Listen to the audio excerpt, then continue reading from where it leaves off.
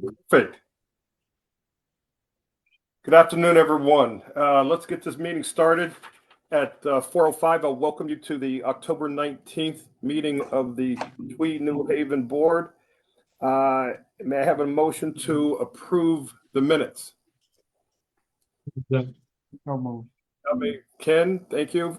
Do I have a second? Motion has been approved by Ken. Linda, second. Any discussion? I had a few questions. I don't know, Tom, did you get my email? Yeah, I was going to say, we received Mark's comments this morning. We're going to be responding to them. I just don't have them ready yet, but Mark had some All right. comments on things, and I'll address those. I don't know if I'll get to them in this meeting, but I'll get back to you, Mark, with the answers on some of the questions you had too. Okay. They were pretty extensive, Mark. So the team's been pretty busy, but we'll respond as quickly as possible to all your questions. Yep. Okay. Any other questions? Any discussion? Any further discussion? Seeing none, I ask for your vote. All in favor of approving the minutes, raise your hand by saying aye. Aye. Great. Fantastic. That motion is approved. Chairman's report is next up on the line. And I apologize for being virtual, everyone.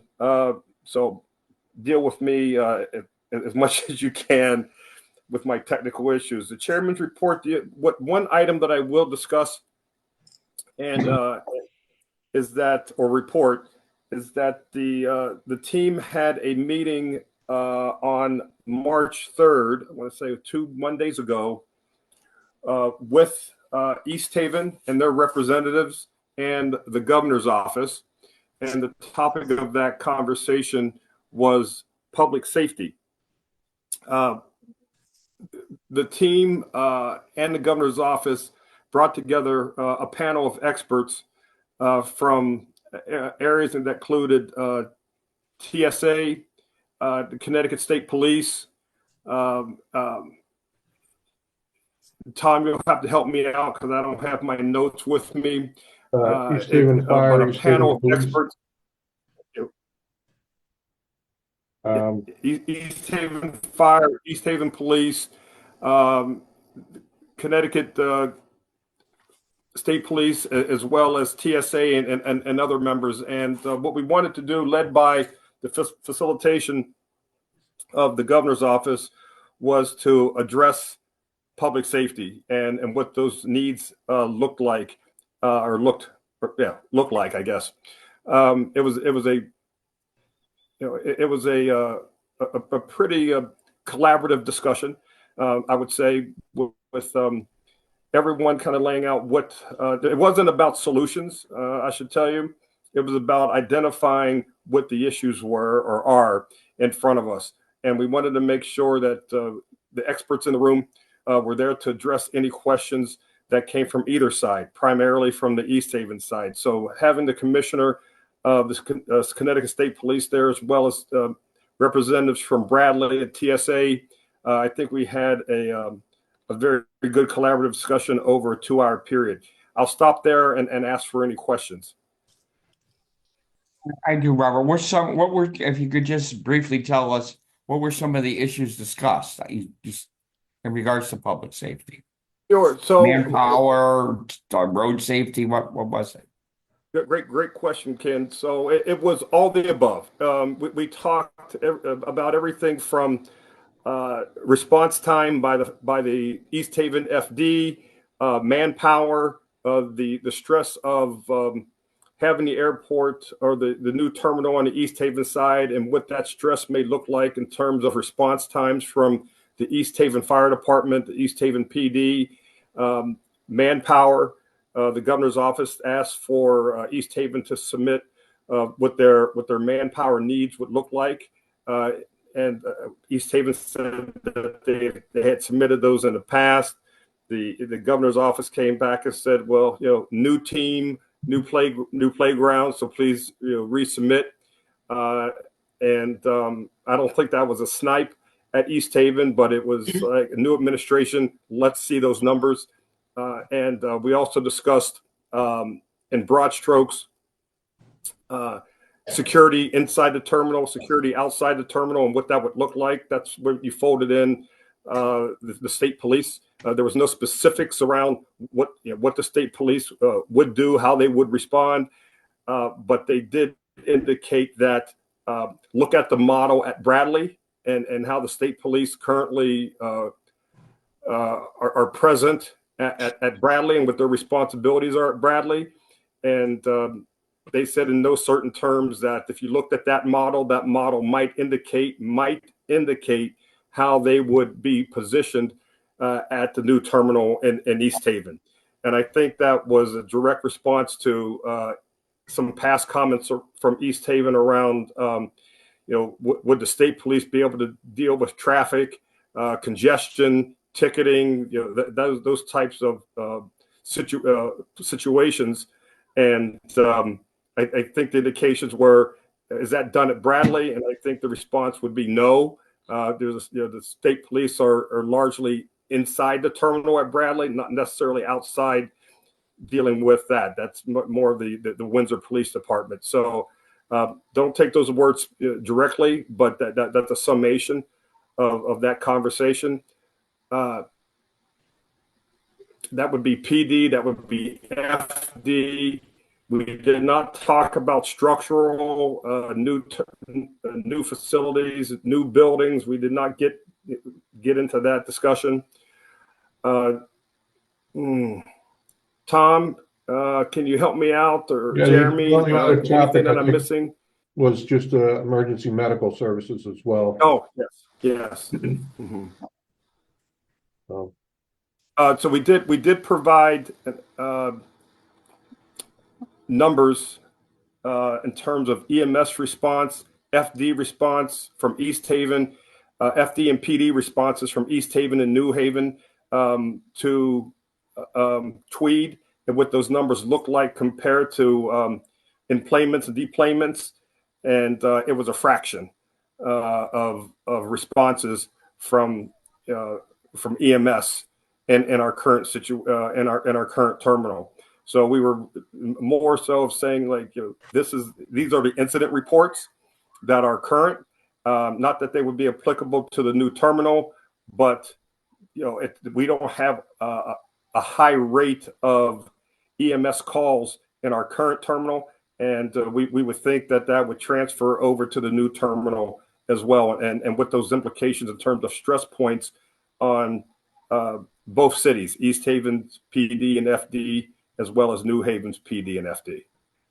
There's two additional questions or concerns. Sure. Was there cost factors included in the discussion of police, fire, EMT personnel for East Haven? Was there dollar figures included and provided? And also, you commented that the state police would not have any, or possibly not have any, responsibility for traffic control, etc. But maybe Ray or Linda can help me out with this. Isn't Co Avenue and Hemingway Avenue state roads? State one considered state roads, and as state roads, wouldn't the state police have some responsibility? Yeah. Traffic And we did. that's not on airport though, Ken. We were discussing on airport and the demands that the terminal may have. So they still would obviously patrol and have, Okay. jurisdiction over that. Right. And to ask your first question, Ken, in terms of financial stressors, no, we did not get that granular.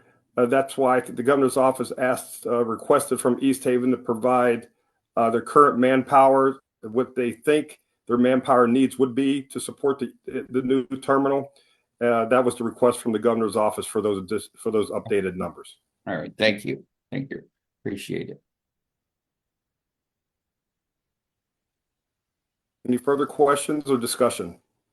I just got Talking one. specific. Was there, because you mentioned that there was a balance between what the Windsor police do and the state police over there, and primarily inside the facility. So did we get any information from Windsor on what, percentage of their town needs to supply, in terms of cost, in terms of manpower, between human resources and other. Yeah, great question, Ray. No, I mean, the discussion around that was more of a case study discussion.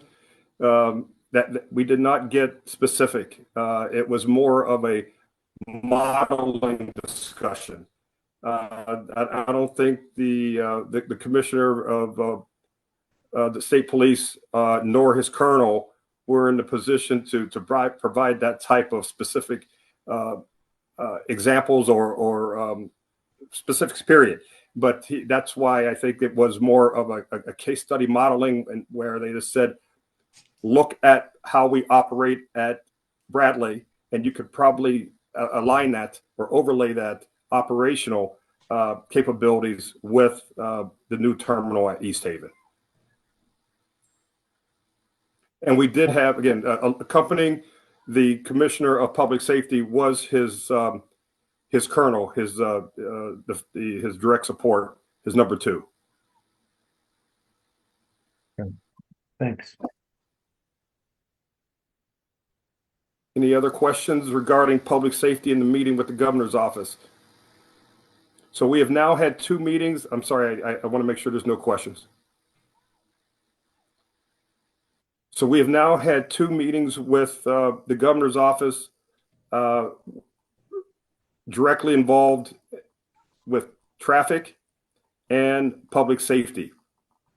In terms of the next steps with the governor's office is TBD, but there are some one-off meetings that are occurring with both sides, with East Haven and New Haven, in the coming weeks.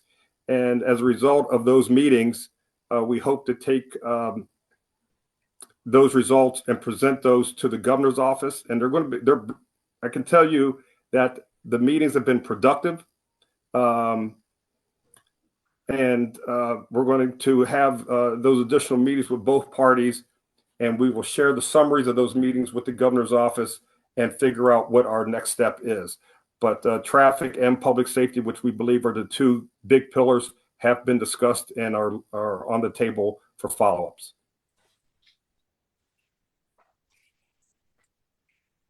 Any further discussion on the governor's meeting and public safety under the chairman's report? Great, thank you. Seeing none, I'll move to the executive director's report. Tom? Thank you, Mr. Chair. Just want to get on the board's radar. FY26 budgets. We're beginning the process of putting them together, and we should have the draft to the board by May. Deadline's June. We're going to try to get it in again early this year, so that you have some time to review and comment on that. On tonight's agenda, there's a resolution for an amendment to the McCarter-English Agreement as Issuers Counsel to include engagement as a government affairs consultant.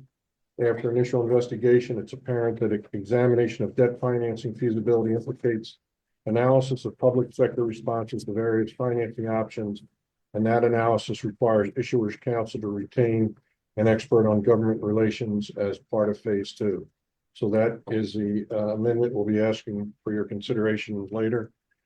On March 12th, 2025, Robert, the new CIA Executive Director, Michael Shea, and a couple members of his staff. It was simply an introductory meeting. We discussed capital projects at both airports, and again, it was just very introductory type discussions, nothing significant. Economic development, including the packet is the final draft of the economic impact analysis. If you have any comments, please send them to me in writing by April 2nd. Board for adoption at the next meeting. And on the EA appeal, we're scheduled to submit interveners briefs by April 11th, and we wouldn't anticipate final resolution until probably early next year. The statistics are in your packet. I would like to note that for December, there was a 57% increase in in-plane passengers, which is very significant, over last December. And enplanements year to date are up 20%, and for a 12-month period, we've emplaned 589,169 passengers. Again, that's a very significant number. 57% for an airport our size is a big number. So that concludes my report, Mr. Chairman.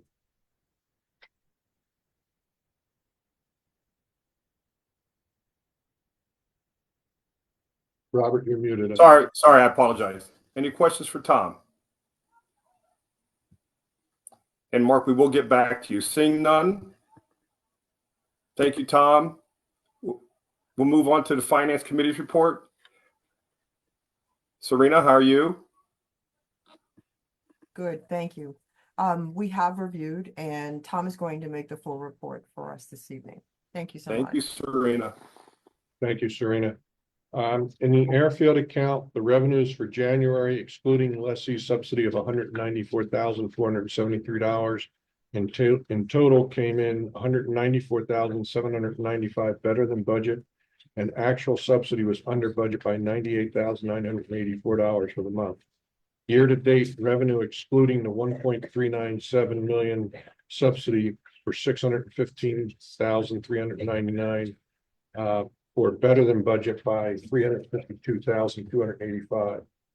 Expenses for January, the airfield expenses posted to admin include $154,163 for the clean out and changeover of foam for 3 fire trucks.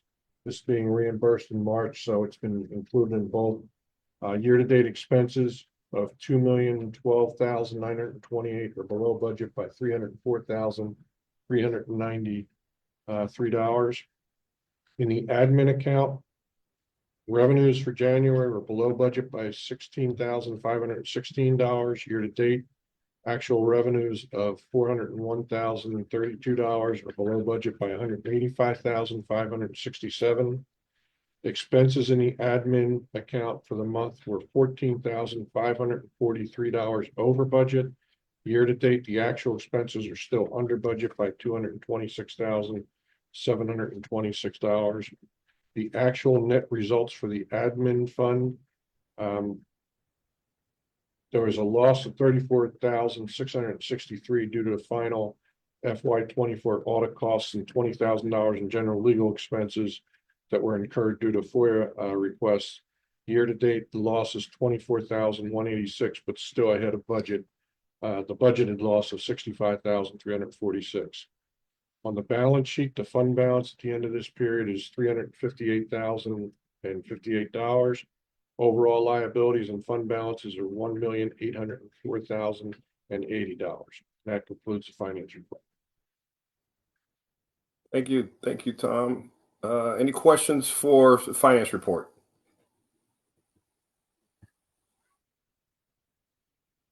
Great. Thank you again, Tom and Serena. We'll move on to Jeremy and the airport manager's report. Yes, good evening. Thank you, Mr. Chairman. Start with our airfield report. We're having our annual airport emergency tabletop exercise coming up this Thursday, tomorrow, March 20th. And that's going to be held at DC, New Haven Fire Training Facility. So we're looking forward to partnering with all of our mutual aid responders at that event. And so we'll report back to you next month on the outcome. Maybe give you a little glimpse at what that scenario looks like and a summary of what that all entails. We have our FAA Airport Safety Certification Inspection scheduled for May 22nd through the 24th.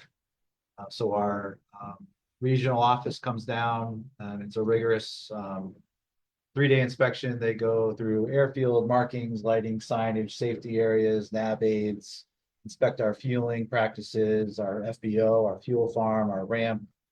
They go through all of our certification manuals, interview employees, tenants, the executive director, the tower, the head of the tower, So it's a really involved process, but we have a great team that supports that effort. So we're awaiting that process to start here very soon, and we're getting ready for that. Airfield painting, I think I mentioned that as well last, but we're working towards getting that done here during the month of April. That will include rubber removal. If you look out on the runway, you'll see black streaks. It looks like someone did a burnout, continuously out there. But every time an aircraft touches down on the runway, they leave rubber on the pavement, and that builds up over time. So that can actually impact the braking action or performance of an aircraft. So we monitor that, and as needed, we remove that rubber buildup. So that'll be part of that project. Few items just on the continued development on the East Terminal design, runway. On the East Terminal design, we're at 60%. We meet weekly and working through that process, as well as on the runway. We're at 90% design on the runway design. So those projects continue to move forward. We are preparing to enter into agreement for the design and construction of the ARF Aircraft Rescue and Firefighting Building Expansion Project on the east side of the field. That's adding one additional bay to our existing facility to accommodate our second ARF truck that we are required to have as an Index C airport. We maintain 2 vehicles, actually 3 when you include our backup vehicle. So that's a much needed enhancement to that building, as well as we're preparing to advertise a request for proposals for the design and construction of a new snow removal equipment building. The FAA dictates how many pieces of equipment an airport has based on their square footage of all of their pavement as well as annual operations. So over the years, as we continue to grow and develop, that number has exponentially increased for the number of pieces of equipment we are. Most of the time we do get federal funding for. And so, you get a $600,000 piece of equipment, $1 million piece of equipment, you got to preserve that investment over, a 10 to 15 year period, depending on the type. And so, that's really what our need is today, is to have a facility that can house these pieces of equipment out of the elements and keep them from deteriorating faster in the sun and the heat. So that is a snapshot for where we are on the airfield side of the operation, and I'm happy to take any questions.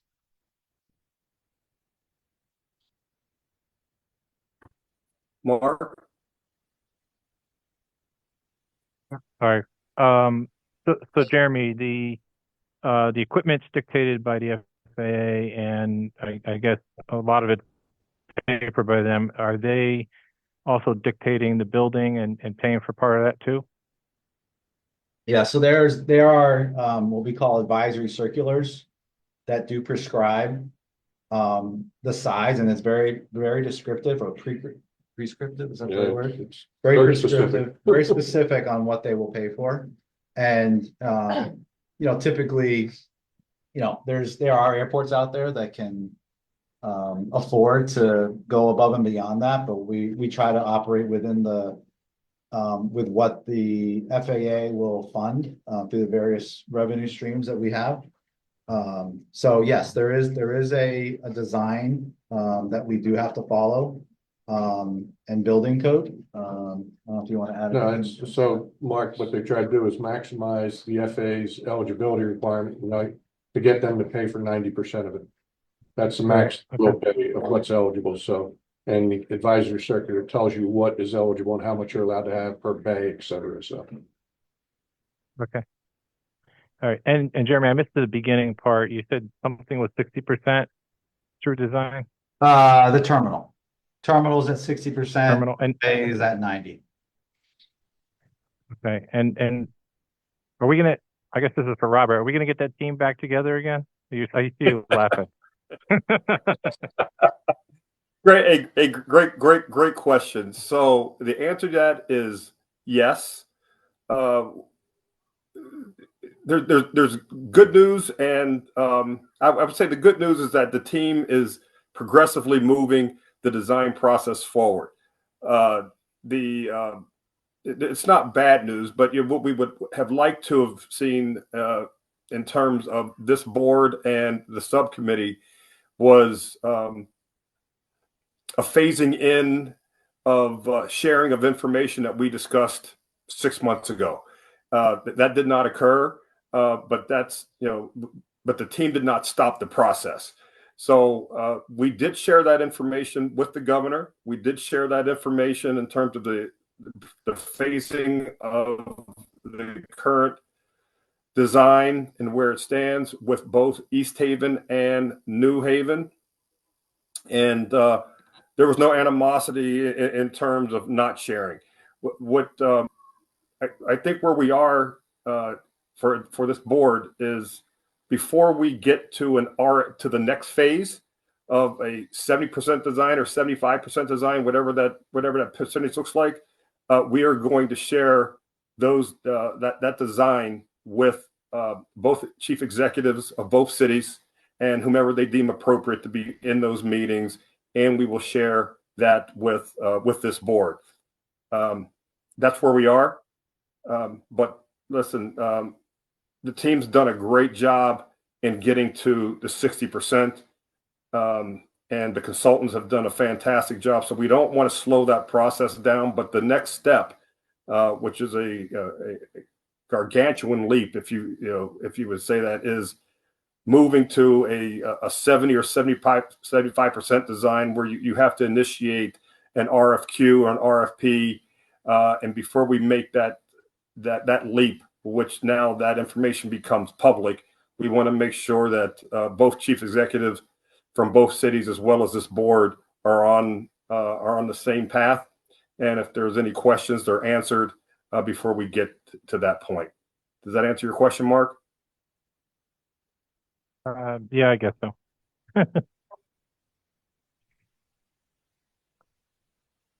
I guess that's it. Thanks. Any other questions? Seeing none, we'll move over to the leases report, Jeremy. Yes. All right.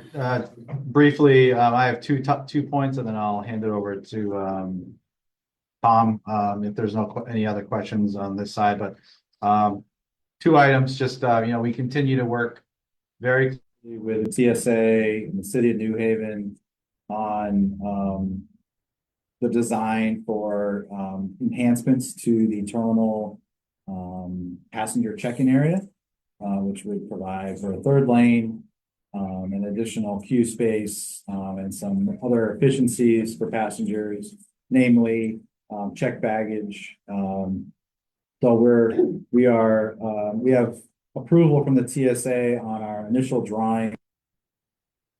The city, Carlos, and the rest of the team to get their approval to move forward to the design, and then we'll move on from there. So where our goal is to have the construction completed by the summertime, and we're working to that at that pace. But we're getting great collaboration and cooperation from all the parties, and I think once we get to design, it'll move fairly quickly as we work with the city with permitting. And then finally, we're I was just mentioning earlier today, I feel like yesterday I was saying snow's on the way. Well, snow's behind us. Gratefully, we're grateful for the milder temperatures.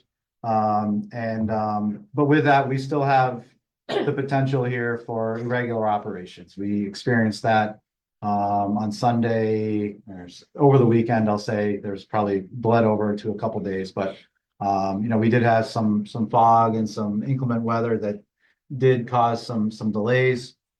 And Sunday was a very busy day, more on the arrival side. But with that, just to highlight the continued collaboration with the city, we've actually, I think I mentioned before, but we continue to work with the city to get additional law enforcement support with traffic specifically. So we're hiring an additional officer just with that focus. So you'll see them at the intersection of the airport on Burr Street, as well as helping us on the inside here, just move traffic, which can be a daunting task, but it's necessary, and it is what it is. So, but appreciation to the city for their support there.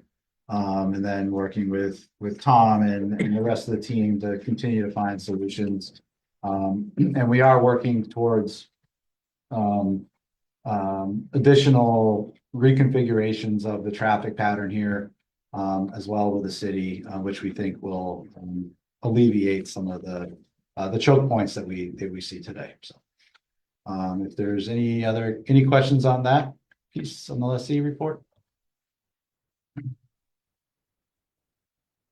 And then with that, I'll hand it over to Tom, and I'll be happy to field questions if you guys think of something.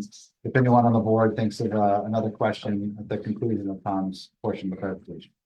Thanks, Jeremy, and good afternoon. So we've had another productive month of discussions with residents, community organizations, industry leaders, tourism partners, and other key stakeholders across the region.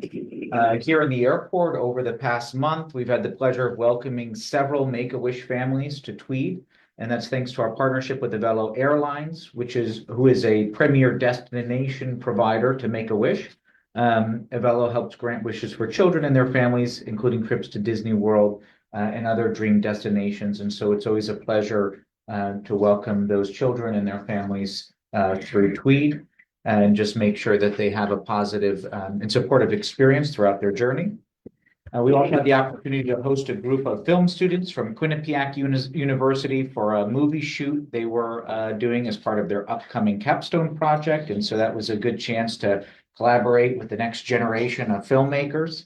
Additionally, we're thrilled to announce our partnership with Carolyn, who's the owner of Pearls and Plaid, a local business based in Old Saybrook and Niantic. And so what we're doing with Pearls and Plaid is offering Connecticut branded apparel in our automated retail machine next to G Cafe. So next time you guys are coming through the airport, make sure to check that out. There's some really cool Connecticut and New England branded sweatshirts and hats. And then next month, we'll be hosting our 3rd annual cleanup day to celebrate Earth Day with our airport operations team and other members of our team who will work the airport perimeter, cleaning up any trash and debris that might be there to tidy up both the airport and our surrounding community.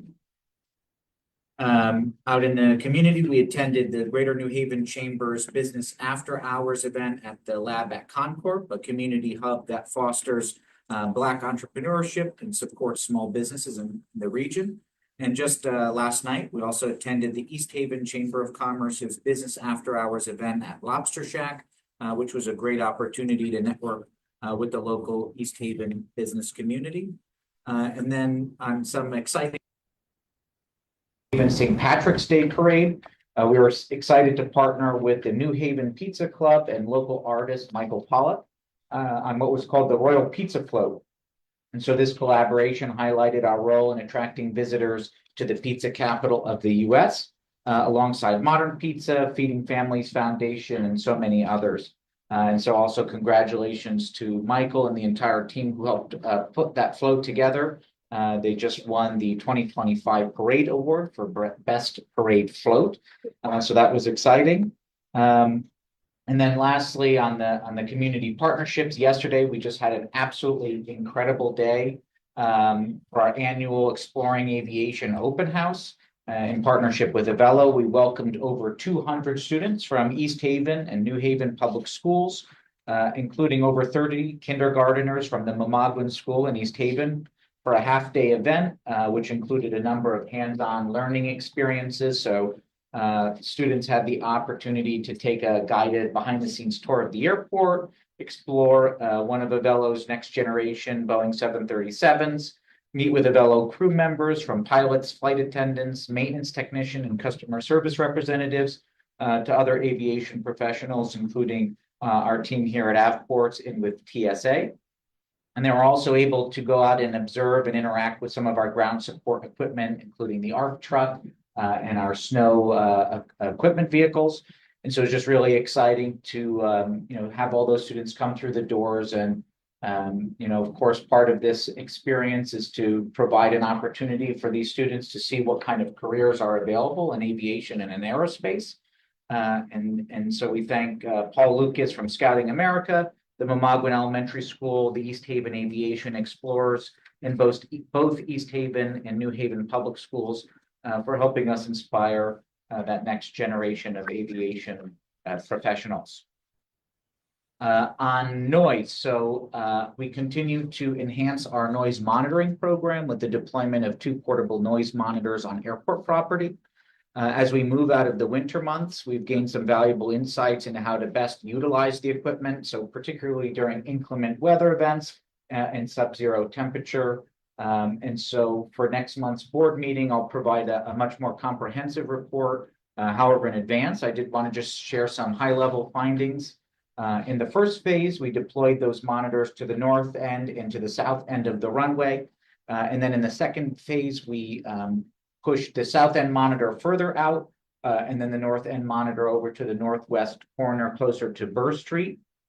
The noise monitors capture all noise events, which are registered as anything above 65 decibels. So that includes community noise events, which can be anything from a motorcycle driving by to a siren or a leaf blower.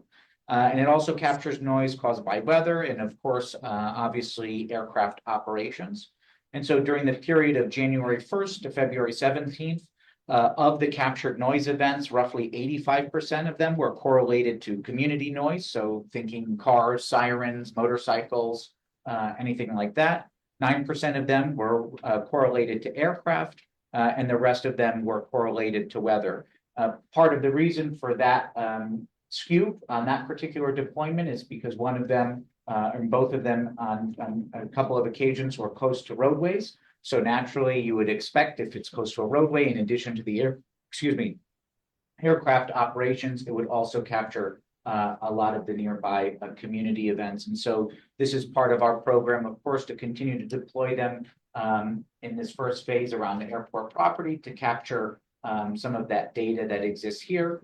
And then as we move out, we'll deploy those noise monitors to the residential homes of those who signed up online, which is something anyone can do. And during that 1.5 month period, starting June 1st, ending February 17th, we received 8 noise inquiries, 2 of which were general comments and 6 of which were related to specific aircraft. And that's one of the interesting features of the new program that we've rolled out is as noise inquiries come in, it will correlate them to specific aircraft so we know what time, where, and which aircraft was related to that event.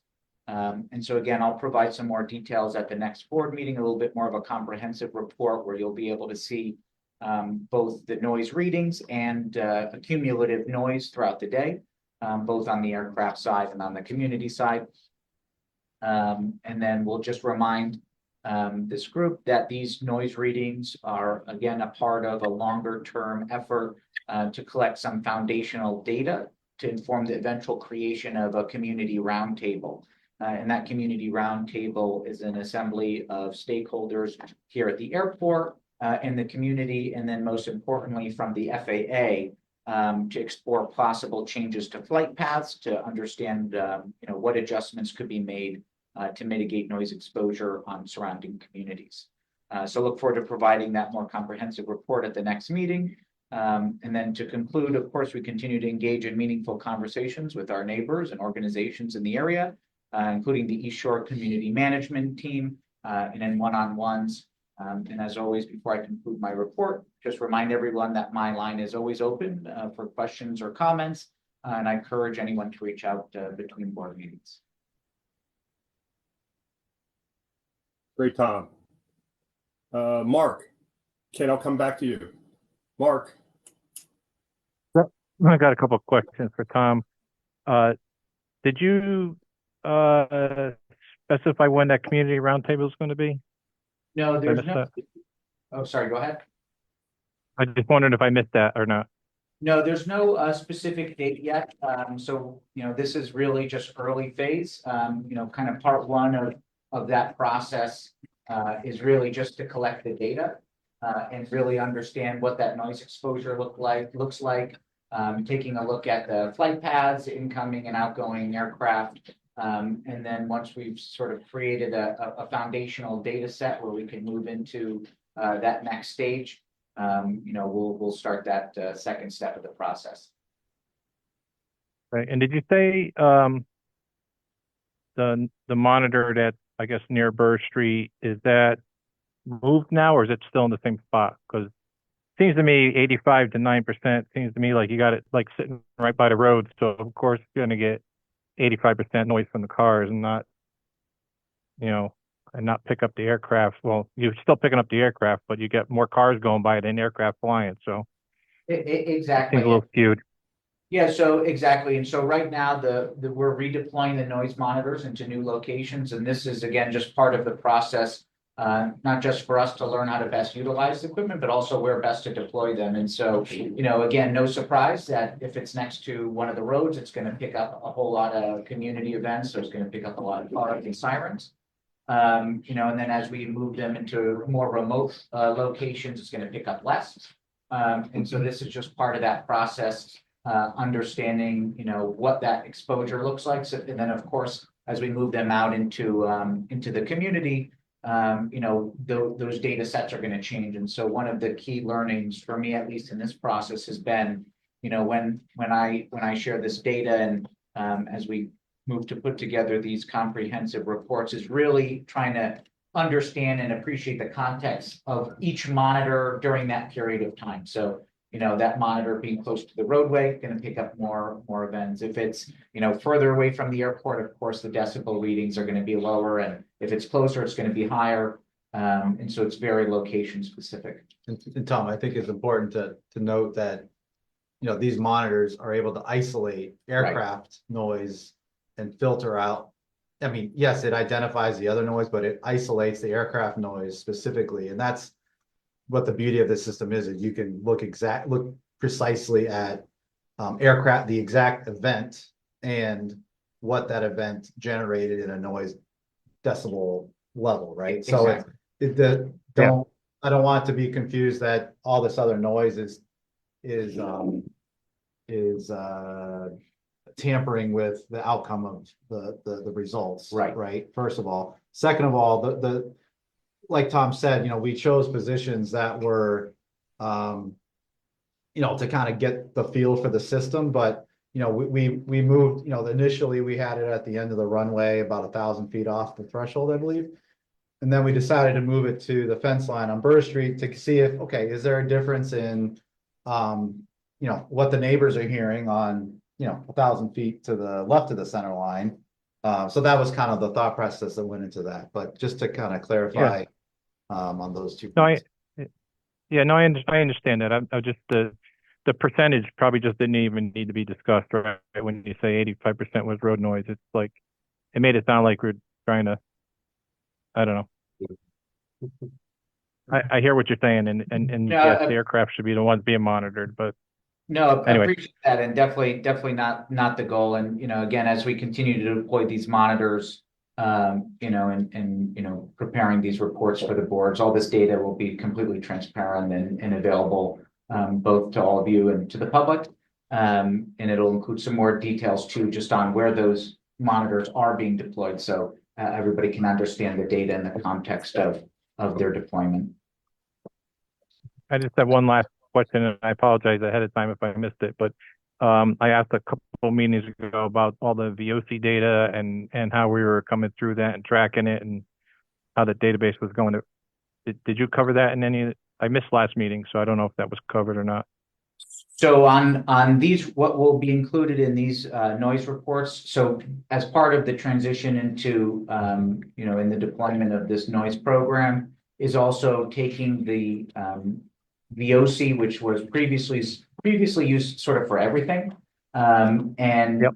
taking out that noise component from VOC, transitioning that into what's called WebTrack. And so now all noise specific complaints or concerns can be published through WebTrack. And so over the period from January 1st to middle of February, we had 8 noise inquiries come in, 6 of which were related to aircraft, overhead aircraft. I guess my question was more centered on the VOC stuff, not necessarily the noise, but we had a database full of comments, I guess, from the community. And I thought you were kind of putting together a plan to go address all those. And so I was just wondering where that was, and if there's something out there already that you've addressed all these issues, and I apologize, I missed it, but maybe you can point me in the right direction. Sure. So I think part of on the VOC side of it, if it would be, I guess, trying to get at, what would be most helpful. So, as all inquiries come in, both from the passenger side and also from the neighborhood, regularly responding to and closing out those inquiries that come through VOC. So, I think maybe what we can do is look to include in these reports moving forward. Maybe not just a noise inquiry, but if it would be helpful, or what you're looking for is a breakdown of how those VOC inquiries come in. And I don't know if Andrew has a additional comment. He has his hand raised. I guess I'm just looking to make sure that we're addressing the community's concerns when they do write something. That we're getting back to them. Yeah. No, Okay. that's part of my daily program. Is going into VOC and responding to all the inquiries that come in, both from the passenger side and as well from the neighbors. So, just sort of Okay, maybe I can get with you.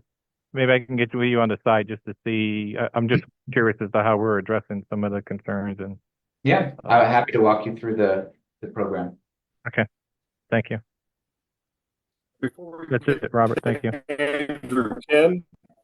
Ken, Thank you, Mark. Yeah. Before we get to Andrew, Ken. Tom, this is Tom, right, Cavalier? I'm speaking. Ken, we can't hear you, Ken. Yeah. Can you hear me now? Yep. Yeah. Tom, last meeting I Yep. made a Yeah, we can hear you, suggestion. Ken. Yes.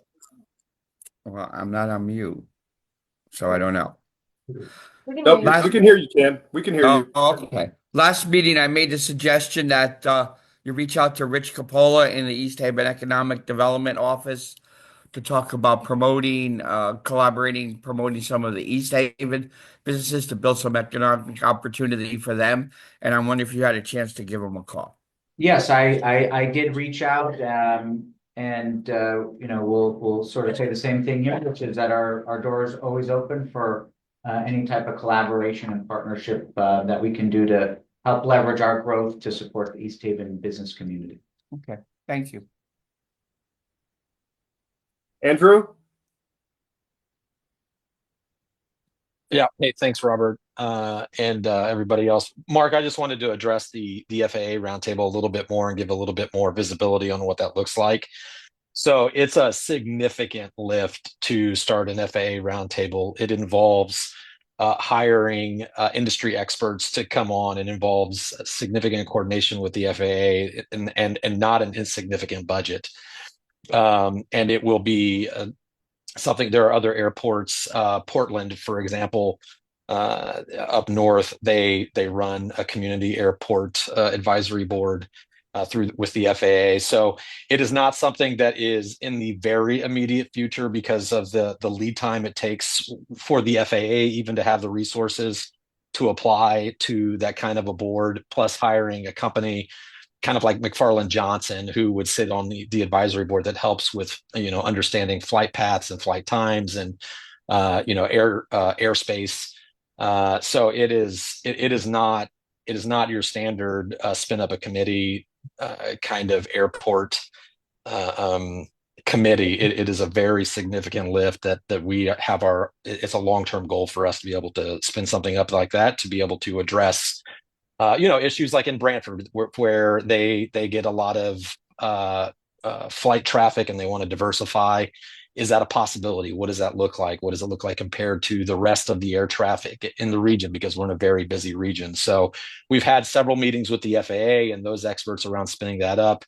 We're excited about it, but it is a long-term project that is a significant lift with a not insignificant budget.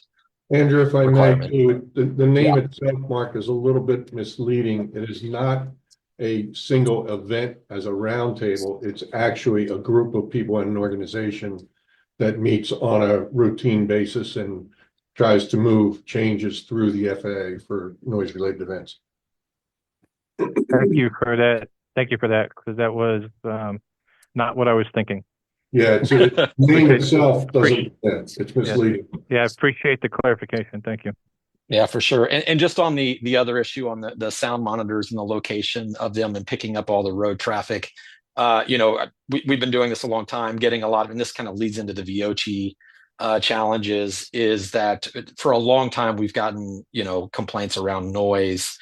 And the idea isn't where we place them is to be able to pick up what is the maximum amount of noise that anybody could possibly experience. So we put them at the end of the runway to be able to understand that. As it turns out, the road noise is more significant on a regular basis than the air traffic noise. And that's something that we've experienced, for a long time. I think when the expert came into the New Haven Environmental Advisory Commission or board or whatever that's called, they said a very similar thing, which kind of was interesting for neighbors that, and when we do some of these community meetings, we hear about, motorcycles and other vehicular noise that are at least or more problematic. And so we want to just be able to, the airport is challenging and air traffic noise is challenging.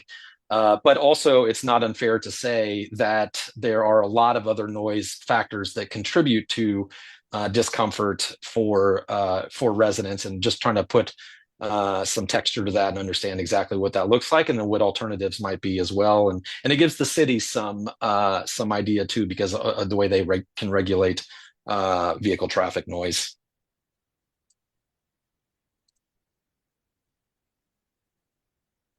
Nope. That's it for my clarifications. Thank you, everybody. Further questions? Seeing none, we'll move into item number 7, which is reports and action items. As Tom mentioned, there is a resolution number 620, an amendment to McCarter English's engagement as Issuers Counsel to include engagement of a government affairs consultant. So just let me lay some groundwork there before I read the resolution. If you do not know, the Connecticut State Legislature is currently in session. That session rolls to around June 6th. We do believe in this phasing process. You heard about the 60% design. You heard about the 90% design in the terminal. We know that we've entered into an agreement with McCarter English. And as we get into phase 2 with this current session, the Connecticut State Legislature session, we thought it'd be prudent to engage in a government affairs consultant, not a nothing other than that, not a lobbyist, but a consultant. So if you look at what McCarter's fees are on an hourly basis versus negotiating a flat fee, we thought it prudent for this board to enter into that type of consulting agreement with McCarter English in case we needed a government affairs consultant as we moved into phase 2. With that said, we did negotiate a rate with McCarter English, and it is outlined in the resolution, and I'll read it very quickly. Whereas the board on December 18th approved the engagement of McCarter English as issuer counsel for the determination of a feasibility of debt financing of the East Terminal with a cap fee for phase 1. Whereas after initial investigation is apparent that examination of debt financing feasibility implicates analysis of public sector responses to various financing options, and that the analysis requires issuer counsel to retain an expert on government relations as a part of phase 2, whereas McCarter English has such an expert in its firm, whereas McCarter English is uncertain of the extent of the work required to complete the aforesaid task, and is comfortable with a cap of $30,000 on the fees for said phase 2. Now, therefore, the fees as provided and expand the services as described herein. Do I have a motion to approve? Move that. Second. Ken, approved by Ken. Do we have a second? Second. Second by Serena. Any discussion? Any discussion? Mark? You're moving around on me, Mark. Okay, Mark, you're up. You're on mute, All right. Mark. Sorry, I had to lower my mic boom here. Yeah, I don't know if I missed it or not. What is the amount of the extension of this? Is it the 30K, or did I misread that, or is it we just don't know? I mean, what are we signing up for here? Capped at $30,000, and this consultant agreement will run through June 30th. It'll end July 1st. So it stays within the $30,000 cap? Correct. Okay. Mr. Thank Chair, you. there's a question in the room from Mr. Fimiani. Yeah, I just want a clarification on the 30,000. It's a cap, so that means it doesn't necessarily have to use up the whole 30,000. It could be under 30,000 also. No, that great question. No, it will be a flat fee of $30,000.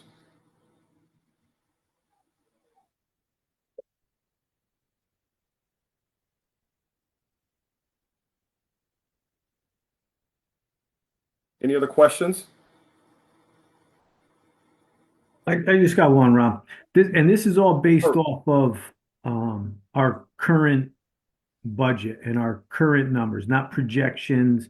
We're doing stuff even though, you know, we're not at the point where things are getting done, phase 1, phase 2, all the different things, but with what we're currently budgeted for, it's still within that framework, correct? Yes. Ken, did you have an additional question? No? Okay. All right. Thank you, Ken. Any further questions? Great. On the resolution and the resolution only, do I have a motion to approve? So moved. John approved. Second. Carlos. Thank you. Okay. By show of hands or voice vote, all in favor? Aye. Aye. Opposed? That motion carries. Thank you very much. We'll move on to agenda item 8, other business. Is there any other business? Okay. Seeing none, we'll move to public comment. Felipe? You'll have to help me, Felipe, unless it shows up on my screen. Hey, Rob, sorry, I couldn't come off mute. I just got a question on the economic impact report. Is that, I think it was draft, and I have a whole bunch of comments to that. What's the process for us? Do we get to comment back to them? How does that work? Mark, we're in public comment. Yeah, I know, I couldn't get off mute. I apologize before you moved on. Okay, are we into public comment, Felipe? Mark, I may have to, because we voted to approve that, so We I don't can take have you anybody- can call. We don't have anybody in the queue, but I don't know if anybody from the public. Sure. Are we open to the public right now, Felipe? Yes, we have somebody that wants to come up. Hey, and so- speak. His mic's right there. All right, so Mark, if you want to call me, I can answer your questions. Okay, thanks. We good? Hi, so my name is JC Wyatt. I am at 84 East Main Street in Brantford, Connecticut. I am an employee at the airport. I work for Breeze Airways and Traco Dugan. And there's a couple things I heard tonight. I wanted to kind of just give you a little bit of information about me and where I'm heading here at the airport is I am absolutely 100% for the expansion to this airport. I think it should be even expanded more than we're proposing. I am glad to hear that the meeting is actually seeing progress and we are expanding and seeing future for this area. But a little background, I have been in politics and I've been in business in Brantford for almost 25 years now. And I realized when I looked at some of the bonuses of looking, what can I do here for my future at the airport, not just as an employee and working for an airline, is I looked at, I understand the negative and the positives of here. So I went out to make sure I will make a positive influence. So I purchased expandtweet.com. It's now into one of my domains that I own. I'm looking for it to possibly be in consulting and seeing how it will benefit to the area.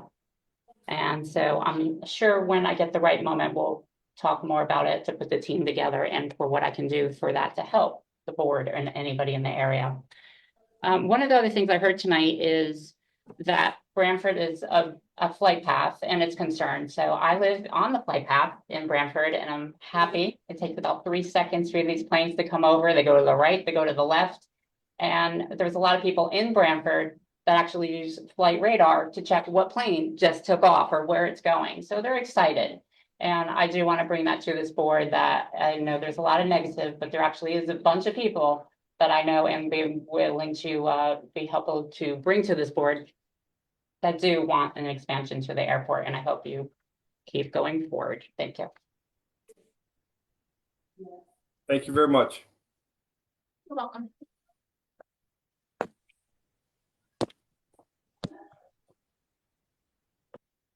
Hi, Kathy Gonzalez. State your name and address, please. Hi, everyone. My name is Kathy Gonzalez. I live at 52 Florence Avenue in New Haven. Thank you for the opportunity to speak tonight. I just wanted to quickly voice my concerns over the traffic circle that has been proposed for Dean and Burr Street. I'm a mom of 3. I'm a teacher. My children attend Nathan Hale School. And anyone who travels Townsend Avenue knows what the traffic is like, knows what the pedestrian traffic is like during arrival times and during departure times, during school events. There is a ton of foot traffic, and I just have major concerns about any additional vehicle traffic passing in front of Nathan Hale School. So I'm concerned obviously about the safety of pedestrians as they're crossing the street and walking on the sidewalk. But then I also have concerns about the increased amount of vehicle pollution that's going to be passing just, 20 yards away from a public school playground. And I know that this was proposed back in, I know that this was spoken about back in November. I'm just hoping that there's a follow-up meeting to kind of inform community members in a little more detail about what's going to be happening, what proposed safety measures are going to be in place, and hopefully the public and the community, parents, families, teachers will have the opportunity to share their concerns as well.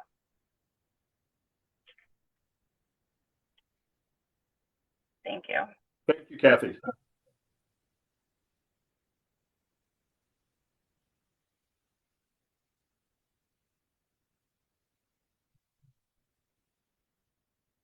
Hi, Catherine Bennett.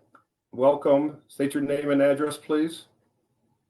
Hi, this is Catherine Bennett. I live on Thompson Avenue in East Haven, and I'd like to bring up 2 items that were mentioned at last month's meeting and are in the minutes. The first one is about the temporary fuel farm.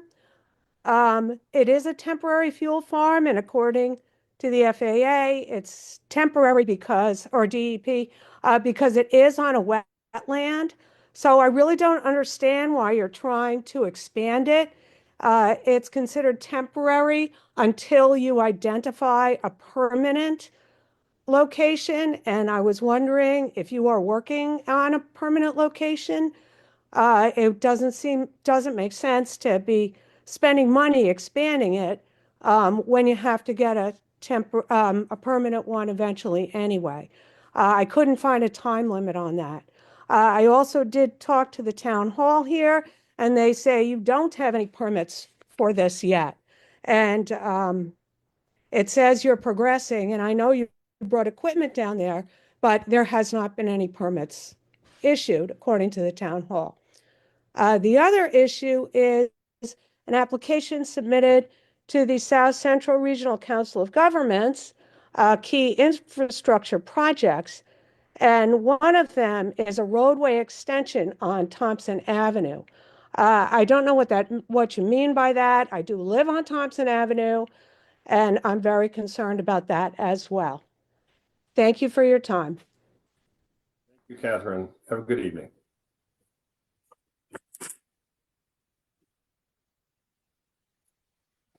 Good evening, Gloria Bellachico. What's your name and address, please? Hi, everybody. Gloria Bellachico, 300 Lighthouse Road in New Haven. Hi. Hi. The double gate that you guys keep opening and closing to fix your overflow problem, the traffic, I think it was last week, it was awful. I had a woman who, I guess one of your employees was directing traffic out of the bottom of the parking lot, and I was driving on Dean, coming up to the stop sign, and she had been directing the traffic out of the parking lot through the double gates onto Dean Street, which I have the right of way. I came really close to being hit, and while I'm sure somebody would like to see me broadsided, I was really upset, and the worker there was very rude. I asked where the police officer was. What did she say?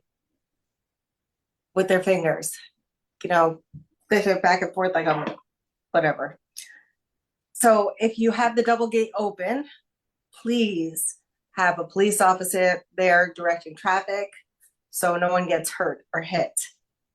And the only reason why I was by the airport, because somebody asked me, well, why were you by the airport? Because Townsend Avenue was a mess. I couldn't get out of Townsend Avenue. So I said, well, if everybody's up here, let me go by the airport. And I almost got hit. So, yeah. The second meeting for the traffic circle, I understand we have a tentative date. I'd like that in writing somehow, or somebody could send it out to the community.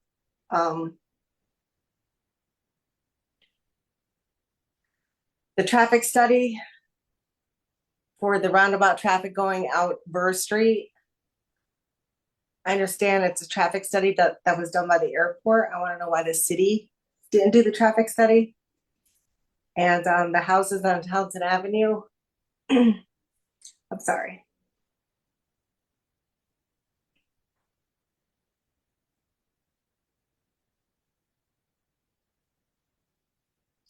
That's it.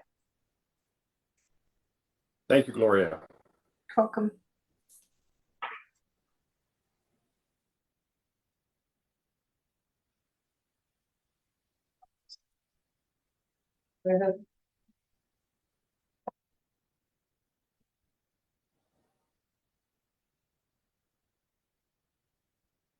Good afternoon, Tony Laurenti, Captain, Airline Pilots Association, Airport Liaison Representative,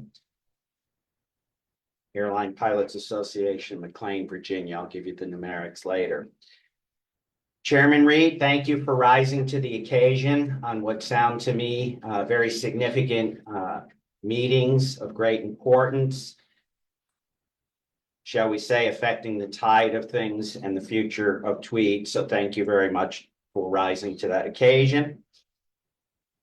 500,000+ employments, a number no one could have ever imagined, and it keeps growing. This will hopefully circle back to one of my other points. We certainly qualify for a Class C airspace.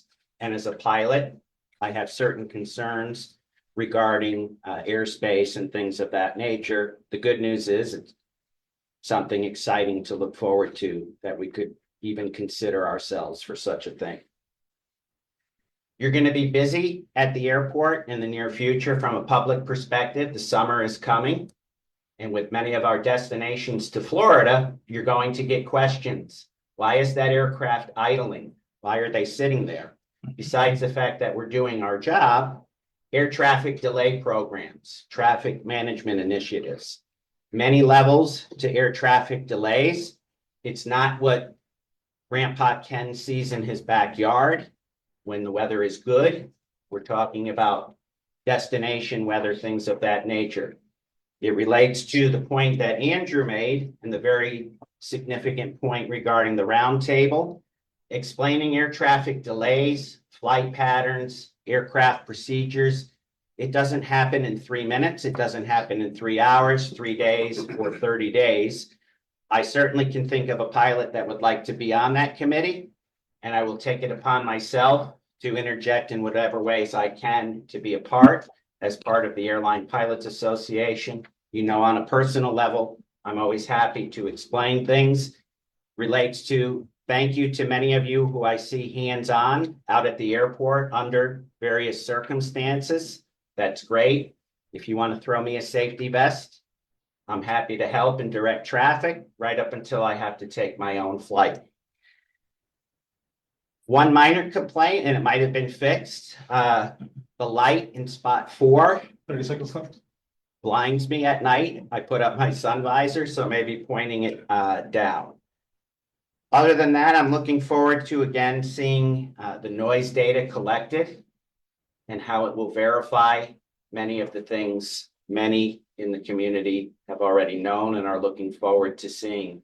Let the data verify what is happening, and it's always fun to watch your own flight in such great detail.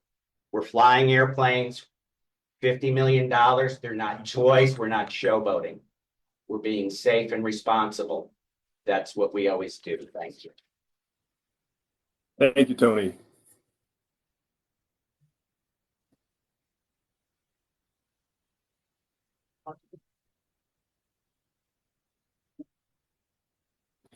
Good evening, Lorena Vegas. Name and address, please. Yep, Lorena Venegas. Vegas, I'm sorry. Yeah, it's okay. 73 George Street in East Haven. Last month I did request the Yukon study and I did read it, and you know, it's severely flawed, and the databases that they used and the financial risks aren't mentioned, and the increased cost of construction, and the fact that you never went to the 11,000 jobs. A lot of those jobs listed there are just temporary construction jobs. Listening to other people on the line, you can tell the misinformation that's out there in terms of financial burdens for East Haven, and that's not included in the report either. The fact is that even you can build 50 terminal buildings, but you only have one single runway that is short, that is sitting in a wetlands that is sinking as sea levels rise. And you can't help that. Right now, you are flying planes on a 17-year-old plus runway. It's old. It's not adequate for what you want to do. So you have to take that into account, because you're putting a lot of cloud dreams out there in this report. But it all boils down to that one single runway sitting in the wetlands that's sinking. This month is the 50th anniversary of the Freedom of Information Act in Connecticut. And everything that you've said at this meeting today has to be FOIA'd and available to the public. The governor's meetings have to be available to the public. The planning, the design, everything has to be available to the public, because it's a reminder, this is a Tweed Airport Board under Connecticut state statute. And the public always has a right to know under quasi-state entities. I'm severely not happy with the flow of information right now. And when people in Branford chime in and say, hey, expansion is good for them, their town budget doesn't have an impact. My town in East Haven takes the brunt of all the costs. And Branford doesn't contribute. Guilford doesn't contribute. Madison's not contributing. You could do that if you wanted to. You could take it to Scrog and do it that way. You want to do a regional airport, then have the region pay for it. But right now, we're sitting with East Haven bearing every single burden. And we simply don't have, we won't have the money to cover anything up to 10% of what the FAA requires. And the people on this call have to be real. You have to be a realist on what's happening. And you know, one thing that I do want to point out is the high number of plane diversions that happen with fog. You can't ignore that. You know, people are being passengers are being burdened. And the website for noise is dysfunctional. The form is so complex, people are not going to fill it out. And that Tom Cavalier, he's not getting back to the public. Thank you.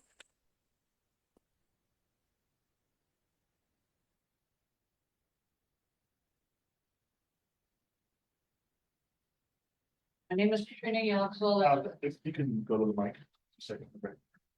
Either let's sit over there or. Got it.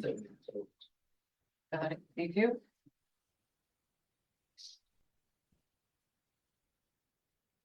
And I'm a resident, Katrina Yaxel, live at 146 Stuyvesant Avenue in New Haven. First, I will say to Tom, complaints are probably down because it can be a full-time job to fill out the forms, do all this. I mean, it's continuously going on all day long. My other concerns are we have a 57% increase in passengers, right? This airport has already outgrown its capacity. You have traffic problems. We're talking about diverting traffic down Co Avenue. Co Avenue floods. And when Co Avenue floods, there's no going down it. You wade through it. There has been no solution to it for the however many years that they've been studying it. So now we're going to have traffic coming down Thompson, or we're going to have traffic continuing to come down Fort Hale and our local roads. This Sunday, I believe it was a catastrophe on Fort Hale. They actually shut the street down. We couldn't get down there. It's crazy.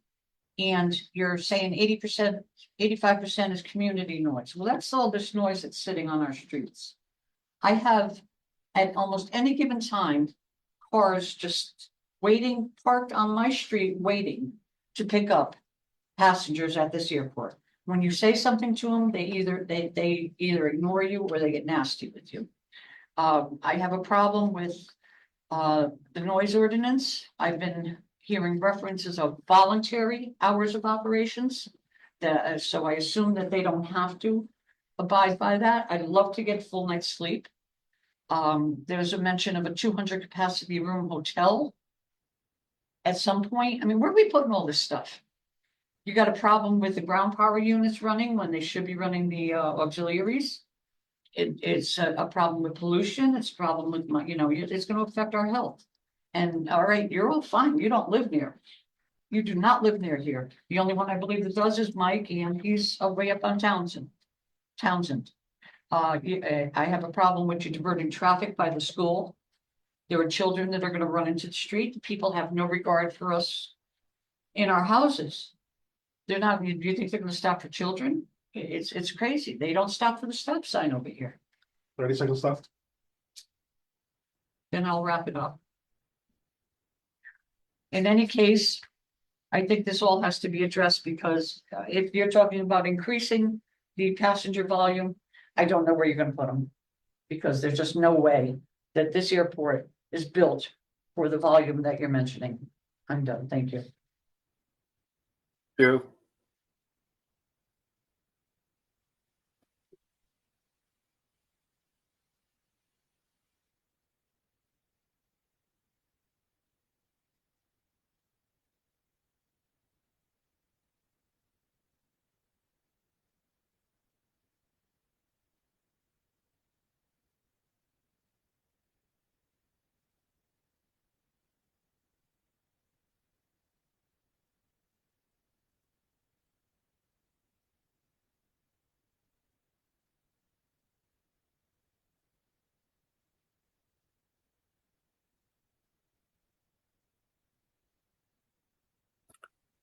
give it another minute, Felipe.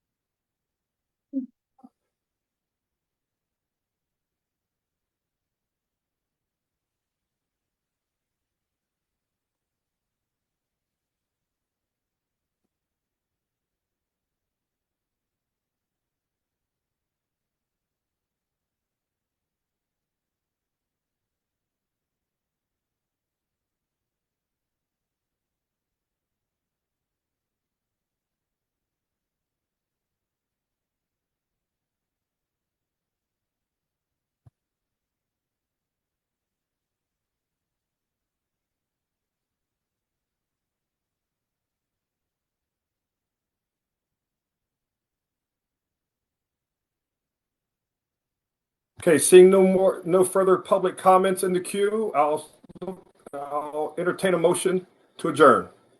So moved. Dave, thank you. Seconded by Ken. Thank you very much. Everyone have a great evening. We'll see you next month. This meeting is adjourned. Good night, guys. Thank you.